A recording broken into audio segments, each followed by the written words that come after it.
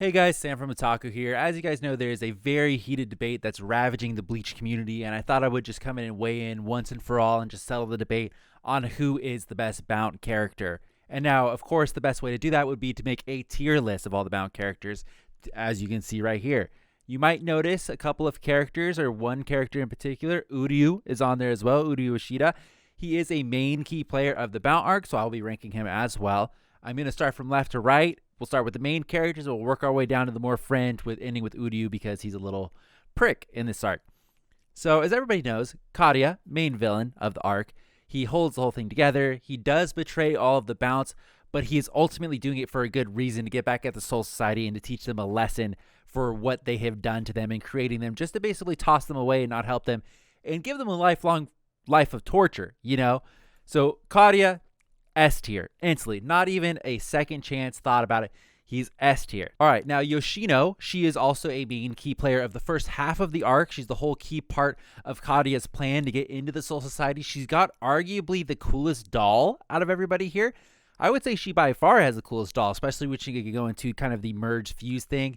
But there's the whole thing where it's like her doll is technically also kind of her kid, from what I can remember. That part's a little weird, and she's also the hotter version of Ron Tao, who we can see further down the list. So Yoshino is going to sit right at the B tier. She's got the best doll. Her personality is pretty cool. She's kind of got the love thing with Udyu. She's actually more level-headed. I think I'm going to bump her up to an A. I think she deserves the A spot here, because looking at all the other Bounts, they're not making good cases for her not to be an A, and I think she's one of the best characters of the arc for sure. Next, we got Uragawa, who is... as he is the snake character, you know, he is the guy who's kind of trying to do a secondary plan, trying to betray the betrayer, which is Karya. He gets tricked by Karya into thinking that his doll is actually bound to this like deck of playing cards that he has, but Karya has long since ascended that. He had a cool part in the beginning, very quickly written off. He gets fucked on by Maki, and then we never see him again. So with that, I'm going to give him about a C. He's not a bad character. I like that he was trying to do other plans. He tried to fuck over Karya when Ichigo showed up. He did fight Ichigo, which, you know, gives him a little bit of a cool play, and he slips off to the side.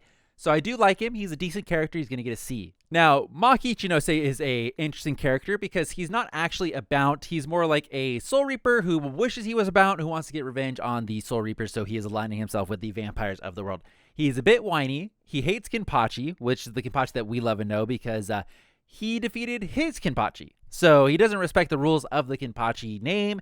He's a little bit of a bitch. He's got really, really cool powers, though, with the whole light thing. So I'm going to give him a bump up.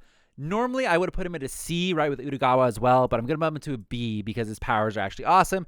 And he kind of learns his lesson at the end in Kenpachi and have a cool bro moment.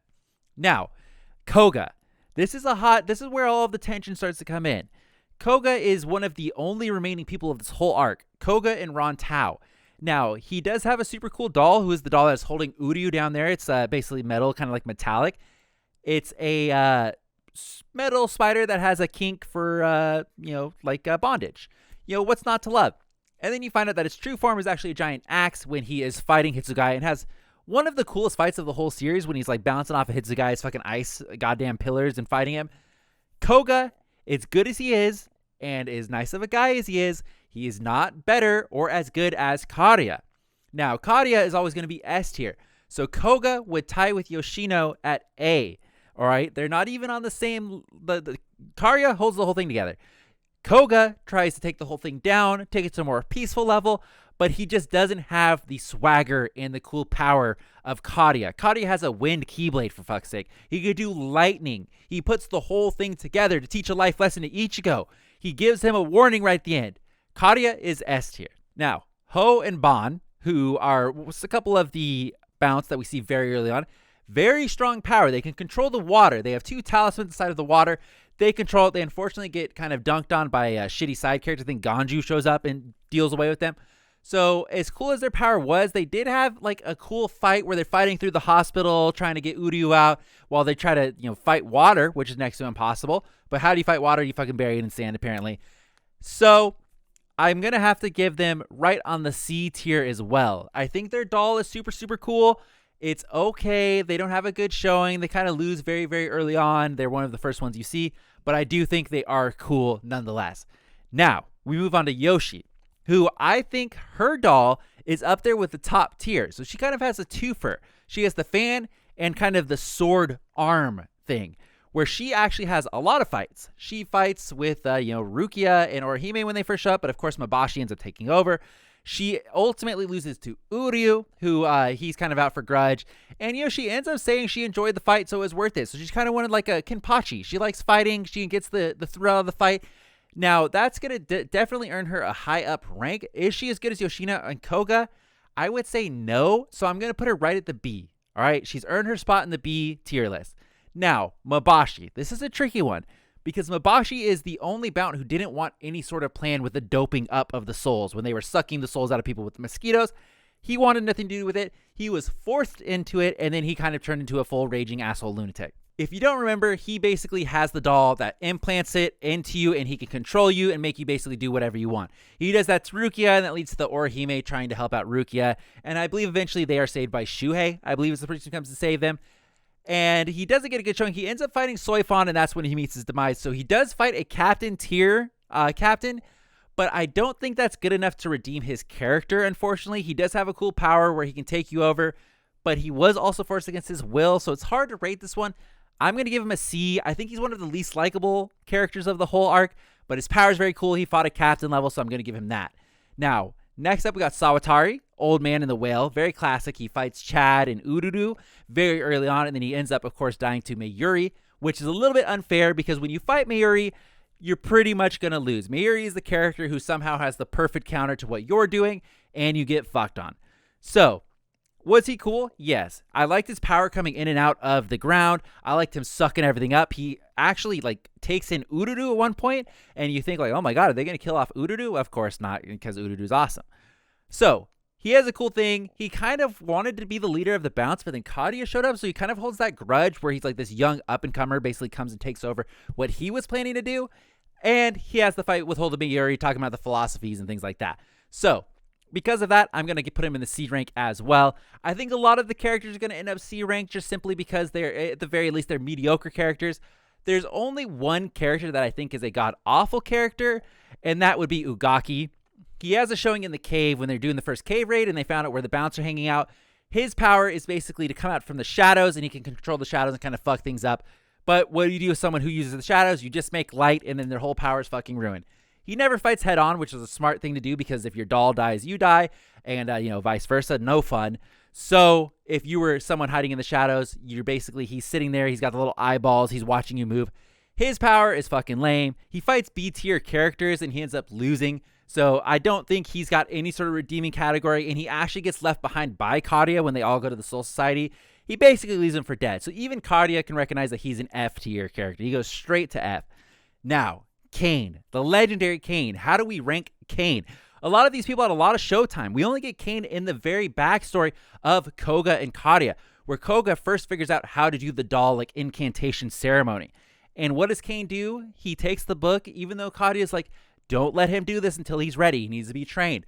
Cain is I know I'm ready. He runs off, takes the book. We do see his doll for a split second where it's kind of like a cool praying mantis thing pops up. But then that's the last we see of Cain because he was too early and the doll takes all of the power out from him. Cain had infinite potential, but he decided to not listen to Karya. So unfortunately, as much as I love Cain, he's going to be getting a D. All right, Cain, we'll never knew what happened. He doesn't follow directions. He absolutely ruined all of the Bounts. Koga is struck with guilt over that for the rest of his life. So Cain gets a D. Now, we come into the side characters here, okay? We have Rontao and Udyu, who are both not Bounts. Rontao, you could kind of say is a Bount because they explain that a lot of the Bounts are actually modeled after the people whose kind of spirit energy they were modeled after when they were doing the experiments. And she plays a very key part in trying to take down Karya to kind of repent for her sins to creating the Bounts. Now, what are Rontao's powers? Well, she got all of her powers taken away from her because she betrayed the Soul Society from trying to save the Bounts. So once again, it's another example of the Soul Society just being absolute assholes. So where do we put Rontao? One thing that is important to note here is she decides, hey, I don't have any powers. What can I do? Make a keto gun. All right. She uses a gun that shoots spirit energy. And what do we like in the channel? We love people with guns in animes that shouldn't have fucking guns. So she's going straight to B. All the way up to B tier. She's looking absolutely fantastic. Now, Uryu. He is a key part. They needed the Quincy powers to even get over to the Sarate. They would not be able to get there without Udyu. He has a whole relationship with Yoshino, and then kind of with Ron Tao. He's kind of horn dogging all over the place. He's kind of the Josh of the situation here. So what do we do with Udyu? I would say Udyu for this arc, he's a little bit whiny. He doesn't listen to directions. Yoshino straight up tells him to please just stay in the apartment and they won't have anything to do. You could save the whole arc if you just stay here and let Yoshino deal with it. Of course, he's too hot and heavy for Yoshino, so he shows up. Karya knew he was going to do that. He plays right into the hands of the whole fucking thing. So Udyu is going to end up right next to Cain in D tier. Okay, so that is the definitive list. I know there's been a lot of heated discussion, a lot of debates about who's the best Bount, who's the strongest Bount, who is the best character of the whole filler arc, which is such an iconic arc. It's just so hard to rate all of them. But hopefully this settles the debate and we can all stop talking about it because I know it's heated. I know there's some fights happening here and there and everything's going all over the place.